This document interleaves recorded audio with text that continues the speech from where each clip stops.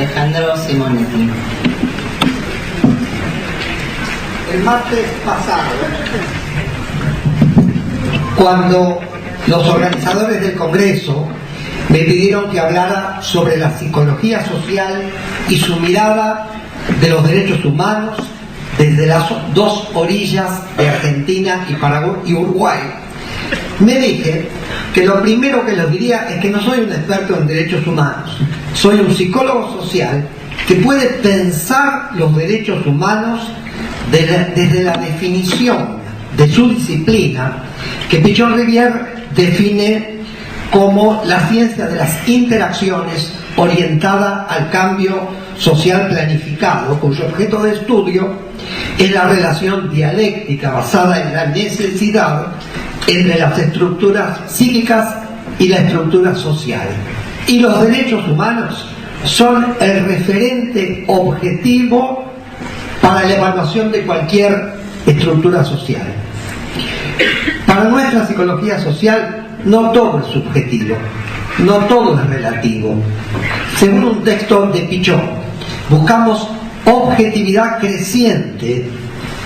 que ajuste cada vez más nuestras interpretaciones y nuestras intervenciones a la realidad de los grupos, organizaciones y comunidades con las que trabajamos, sabiendo, con Emmanuel Kant, que jamás conseguiremos la objetividad absoluta, pero tratando de adaptarnos lo más posible a la realidad a fin de transformarla activamente y entre todos. Tratamos de conocer a los seres humanos en su concreta situación histórico-social, en la infinita variedad de modos de ver, sentir, pensar y hacer de los pueblos, aceptando la pluralidad cultural, efecto de nuestras policausalidades, con un núcleo de identidad que les da continuidad a cada pueblo, más allá de la movilidad de las estructuras que nos diferencia de los otros animales por nuestra capacidad de superar nuestros condicionamientos. Esa capacidad nombrada 3 veces en nuestro himno nacional y 13 veces en el himno uruguayo. La libertad. ¿Cómo construir objetividad creciente en esa selva de diferencias culturales y personales que nos hacen creer cosas distintas, reaccionar de maneras imprevisibles, ver cosas que los otros no ven y considerar bueno a lo que otros consideran malo y malo a lo que otros consideran bueno? En 1948 acabábamos de salir como especie del catastrófico estallido de nuestras diferencias en un genocidio mundial que nos costó millones de muertos, en bombardeos a poblaciones civiles y en cámaras de gas y hornos crematorios, donde se asesinaba a los diferentes, a los judíos, a los gitanos, a los discapacitados, a todos los que no se ajustaban a lo que un filósofo alemán llamó el hombre superior, que llevó la brutalidad del capitalismo a sus extremos más crueles.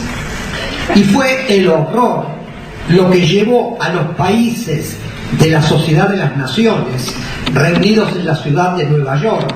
a ponerse de acuerdo en una ética de la especie humana que se erigió en norma compartida a través de la Declaración Universal de los Derechos Humanos. Después de habernos maltratado entre nosotros como nunca antes, firmamos juntos que todos los seres humanos nacen libres e iguales en dignidad y derechos, y dotados como están de razón y conciencia, deben comportarse fraternalmente los unos con los otros. Y nos dimos un referente común al que nos obligamos por encima de las diferencias étnicas, nacionales o de clases sociales. Y cuando los psicólogos sociales nos proponemos el cambio social planificado de nuestros grupos, organizaciones, ciudades, provincias, países y regiones, asumimos una tarea que nos lleva al objetivo universal de que todos seamos más libres y más felices, respetando los derechos de todos a la vida, a la libre expresión, a la propiedad necesaria para una vida digna, a la autodeterminación de nuestros pueblos y a los derechos específicos de las mujeres y de los niños. Y en nuestros pueblos, de las dos bancas del Río de la Plata, esa declaración corroboró la lucha histórica de nuestros conductores populares, que dieron su vida por los derechos de todos los rioplatenses a una vida digna y libre, sin sometimiento a los dueños del mundo que pretendían dominarnos por las armas, el control de los ríos y del comercio y la colonización pedagógica que pretende imponer como universales los valores, creencias e intereses particulares de Europa. Manuel Belgrano les pedía a los maestros de las escuelas argentinas que enseñaran a sus alumnos a ejercer su derecho a ser americanos y no europeos. José de San Martín cruzaba cordilleras para asegurar los derechos de los chilenos y los peruanos a la autodeterminación de sus pueblos, y José Gervasio de Artigas, protector de los pueblos libres, hacía la reforma agraria asegurando los derechos de criollos, negros y charrúas a estar en la tierra, cada uno de acuerdo a su identidad cultural, con parcelas para los criollos y los negros a condición de sembrarlas y cultivarlas en determinado plazo, y con la libertad de los charrúas para circular por el monte, fuente de su alimentación, abrigo y medicina. Magnífico ejemplo del protector a los derechos que emanan de la pluralidad cultural de los pueblos libres. Un historiador antropológico oriental, Gonzalo Abella, estudioso de las culturas de los múltiples países por donde anduvo cuando las dictaduras hacían difícil la vida en las dos márgenes del Río de la Plata, nos señala el camino del cambio social planificado que nos proponemos los psicólogos sociales, que para él es el pasaje de la cultura imperial a la cultura fraterna. En las culturas imperiales, según las investigaciones de Abella, los dueños del saber y el poder hacían o hacen el fuego en lo alto de sus pirámides o palacios, reduciendo los derechos de las multitudes a la participación pasiva de espectadores que reciben esos regalos y el espectáculo de las clases dominantes. Por el contrario, en las culturas fraternas, el pueblo hace el fuego en el suelo y se reúne fraternalmente a su alrededor, haciendo circular libremente la palabra como en nuestros grupos operativos y participando activamente en la promoción de los derechos de todos. En las culturas imperiales, los otros son objeto de dominación o marginación, desde el narcisismo superyoico de las clases superiores que convierten a las multitudes en espectadores a los que premian o castigan arbitrariamente, negando sus derechos humanos. En las culturas fraternas, los otros son sujetos de derechos y de deseos, y todos son escuchados cuando discuten proyectos en torno al fuego, en grupos de dimensión humana, donde la heterogeneidad pluralista de los participantes aumenta la productividad grupal cuando converge en la homogeneidad de una tarea. En los años en que las dictaduras cívico-militares de las dos orillas del Río de la Plata nos sometieron a la más cruel cultura imperial sometida a los dictados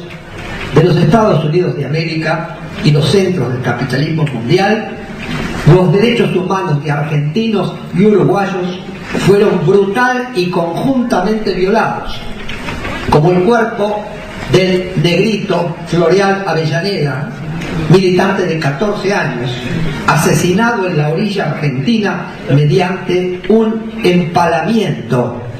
que destruyó sus intestinos, como los conquistadores le hicieron a Caupolicán y a tantos otros luchadores de los pueblos originarios. Y su cuerpo flotó hasta la orilla uruguaya, símbolo de la regionalización de la violencia expresada en las fuerzas conjuntas del Plan Cóndor. A esta continentalización de la violación de los derechos humanos estamos respondiendo con la continentalización creciente del juicio y castigo a genocidas y represores, iniciada en nuestro suelo por gobiernos populares que se parecen a nuestros pueblos, tanto en sus sueños de justicia y como en sus limitaciones históricas, frutos del miedo de siglos de sometimiento.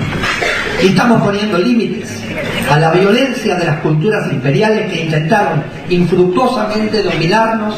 mediante el ALCA y ahora tratan de fragmentarnos, dividiendo la patria grande en su vertiente del Atlántico y su vertiente del Pacífico. Solo podremos defender nuestros derechos humanos integrándonos cada vez más, sin perder nuestros núcleos de identidad cultural, haciendo cada vez más igualitarias y mutuamente beneficiosas nuestras organizaciones regionales como el Mercosur, la UNASUR, el ALBA y la CELAC. Y un día podremos decirle a Simón Bolívar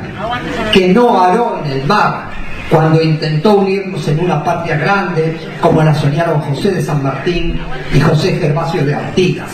para salvaguardar los derechos humanos de nuestros pueblos. No has arado en el mar, Simón Bolívar. Algún día lo haremos. En Guayaquil te dimos el mandato de conducir la construcción del sueño de una patria de patrias hermanadas, y algún día lo haremos.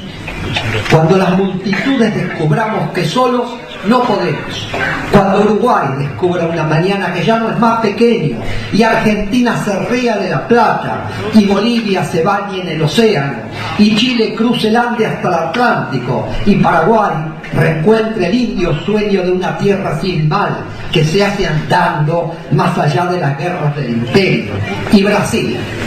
que nos da la mano a todos, sea una red de puentes duraderos entre el mar y la médula del Ande, que suba por el tiempo del Cusco umbilical hacia la línea ecuatoriana del verano eterno, cuando Colombia y Venezuela vuelvan a ser la cuna grande de tus sueños, hermanas de la garza, de la rosa y el sol americano que queremos que nos junte su fuego a las Guayanas, todo el Caribe y en el norte México.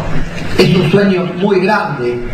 constructores. Hay que empezar de poco, pero hacerlo.